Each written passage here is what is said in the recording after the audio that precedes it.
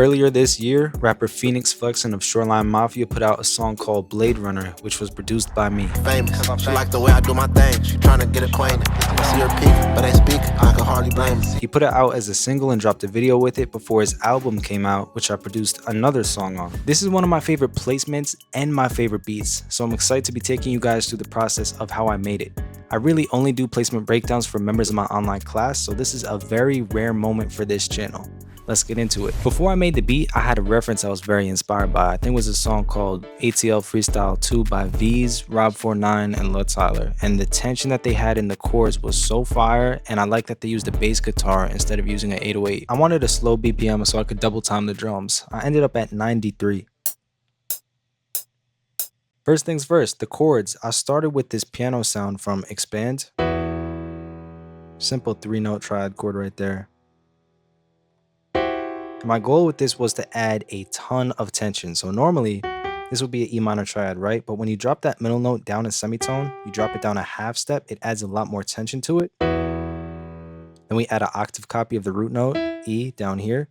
Just makes it a bigger sounding chord. Then right here, I'm layering that F sharp and that G on top of each other, 2 notes close together. That's a lot of tension right there. I wanted a very mysterious, dark feel. Then we wrap it up with these 2 chord hits. After that, I wanted to layer the piano with another key sound, so I went with an electric piano from Expand as well. They're the same exact chords, but they're using an inversion. So basically what I did was I had this B, it was up here, this is what the piano chords were, and I basically took it, dropped it down an octave, that's an inversion. Did the same thing on this side as well. That way it's giving you the same chords, but it's giving you a different tone to layer with that piano. So the two of them together, whole different texture with that electric piano. Next up, we have probably my favorite part of the whole beat, and that's the strings. I like how they sit in a higher octave and they just add more emotion to it.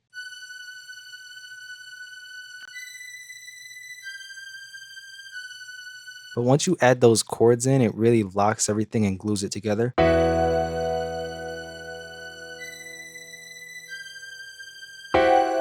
Again with the half steps. Then to add an even more mysterious feel, I added some wah chords. I think they're called wah chords. It's just the same chord playing over and over.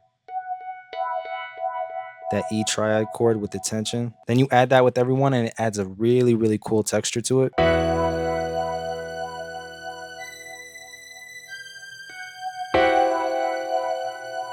Use some cool music theory techniques in the chorus with the tension and the inversions to get it sounding the way I wanted it to.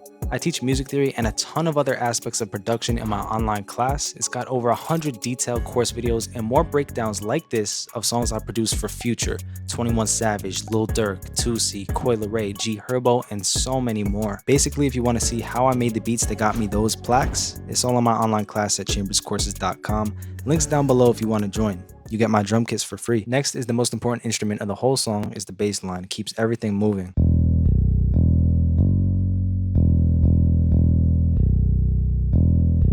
Instead of just hitting the root notes or the chords E, give it some more movement, give it some more flexibility with different pitches. The chords are really static, you know, they don't move too much. It's just hit, hit. So we need some more movement with that bass.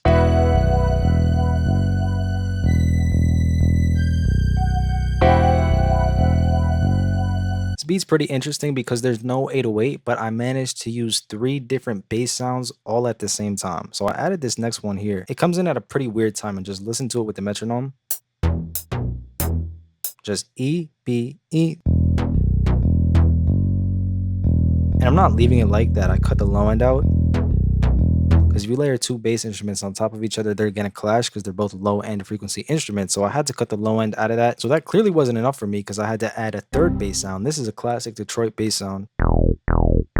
Again, had to cut the low end on that one as well. The only one that has full low end is that 1st bass sound. So here's all 3 of them.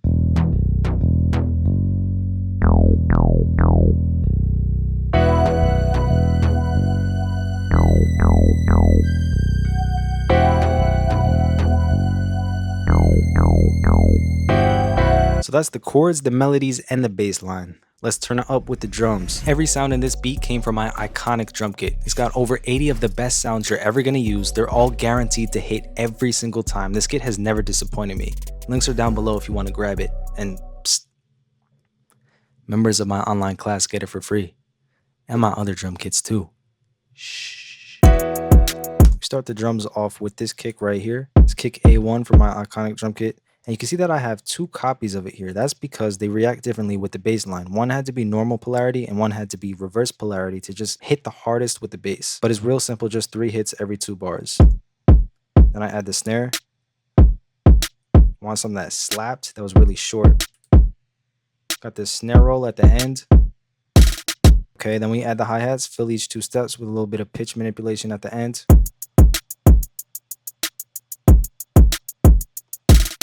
Then we hit them with the open hat real quick. Layers with some of the kick sounds.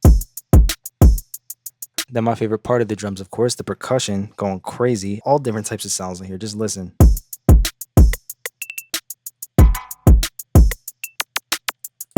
Two different patterns. Last thing I added was this cymbal sound, just to have on the impact. The filter I put on those bass sounds, so they don't clash.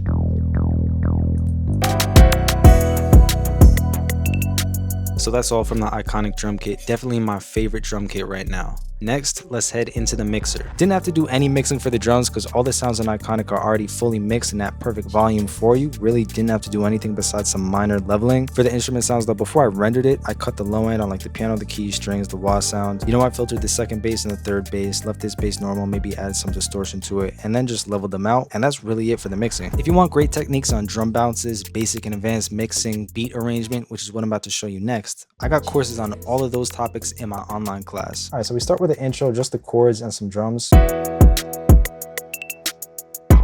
open hat either. Chambers. First thing we come in with is the bass and just the wah sound. 4 bars later, we bring in more detail with the strings and the bass sounds.